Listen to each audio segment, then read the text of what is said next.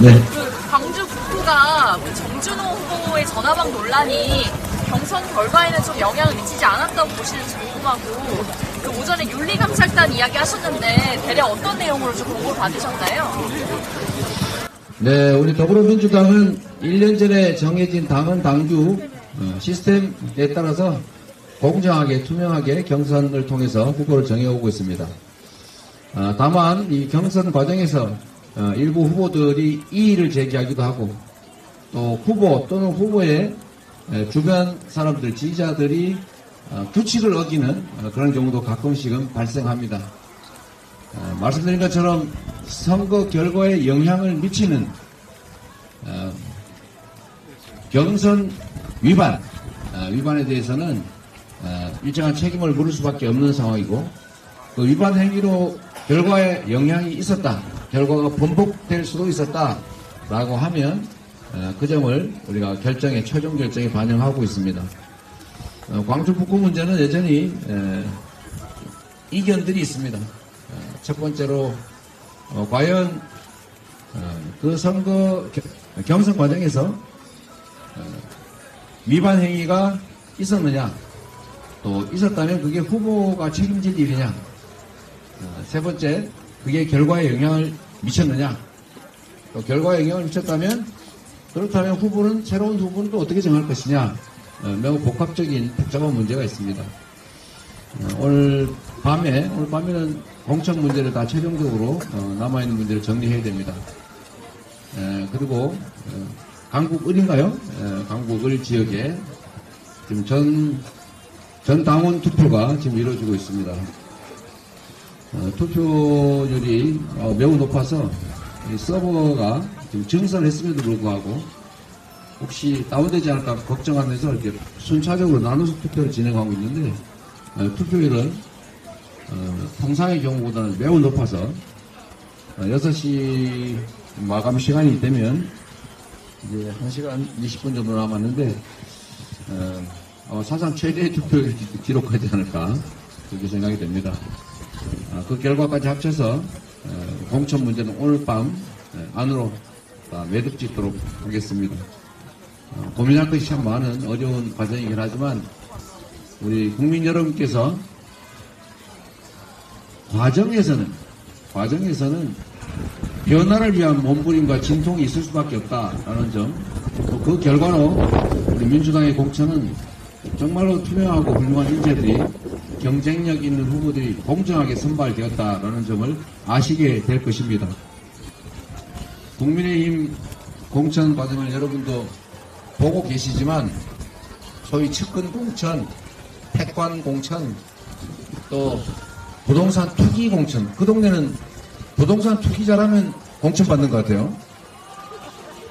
네, 그게 아마 그 집단의 특성인가 봅니다.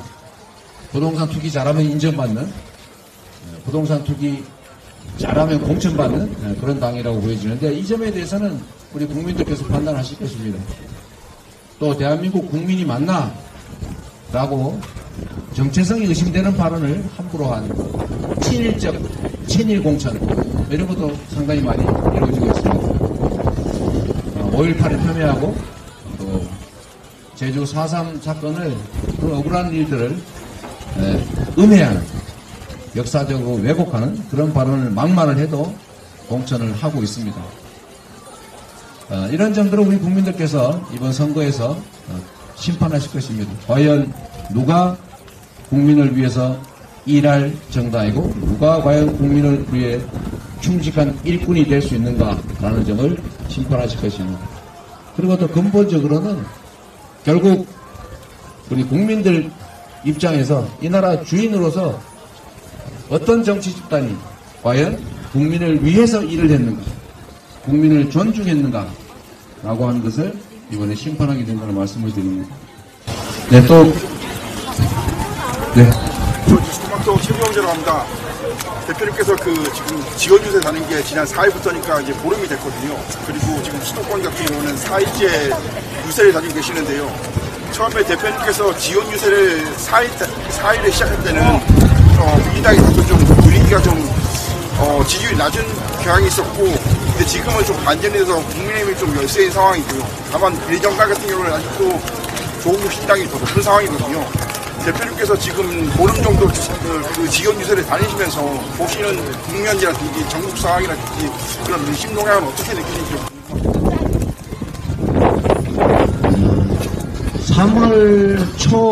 3월 초에 제가 지원 유세, 유세라기보다는 어쨌든 지원을 시작을 했는데 이재명 대표가 지원 유세를 하니까 상황이 바뀌었다라고 전혀 생각하지 않습니다. 저는 우리 국민들께서 변한 건 없이 평정심을 가지고 합리적 기준에 따라서 조용히 지켜보고 계시다고 생각합니다. 우리 국민들은 이렇게 이렇게 귀 5천만 개의 입으로 듣고 보고 말하는 집단 지성체입니다. 모르는 것 같아도 다 알고 있고 못 듣는 것 같아도 다 듣고 입을 트름하고도 할 말을 하는 그런 행동하는 이 나라의 주권자들이라고 생각합니다. 민심이란 마치 강물과 같아서 큰 흐름 자체는 변하지 않습니다. 다만 돌풍에 의해서 태풍에 의해서 표면에 물결이 일고 그것이 풍랑이 되기도 하고 가끔씩은 역류하는 것 같아도 그러나 바다를 향한 흐름 자체는 변하지 않는다. 지지율이라고 하는 것도 표면에 출렁임은 있을지언정 정말로 국민들을 위해서 제대로 일했다면 인정할 것이고 국민을 위하기는커녕 국민이 부여한 권력으로 국민을 괴롭히는, 국민에게 고통을 주는, 경제를 망치는, 민생을 파탄에 빠뜨리는, 한반도 평화를 위태롭게 하는, 민주주의를 파괴하는 이런 행위들에 대해서는 반드시 심판하겠다는 생각을 가지고 계셨다고 생각합니다. 지금도 마찬가지일 것입니다. 다만 가끔씩 바람에 흔들리는 모양을 보이긴 하지만 그거는 표면에 드러나는 물결 같은 것이다 라고 저는 생각합니다. 지금도 민주당이 상황이 많이 개선됐다, 저 그렇게 생각하지 않습니다. 우리 국민들께서는 엄중한 마음으로 정말 지켜보고 있다. 누가 진정으로 이 나라를, 이 국민들을 위해 일할 것인가, 누가 준비되어 있는가 라는 것을 생각하고 있다라고 생각합니다.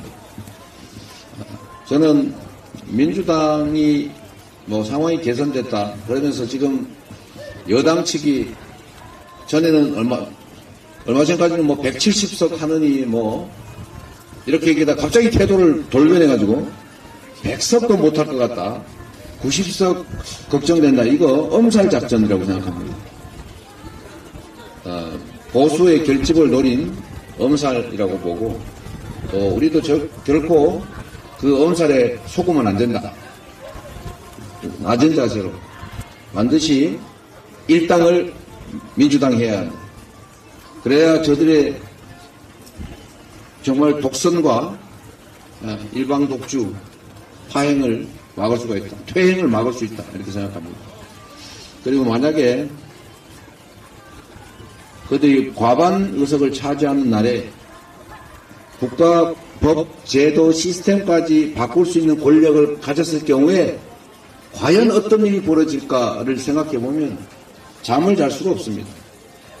지금 행정 권력만 가지고도 이렇게 나라를 망치고 후퇴시켰는데 만약에 입법 권력까지, 국회까지 완전히 장악했을 때 무슨 일을 벌일까?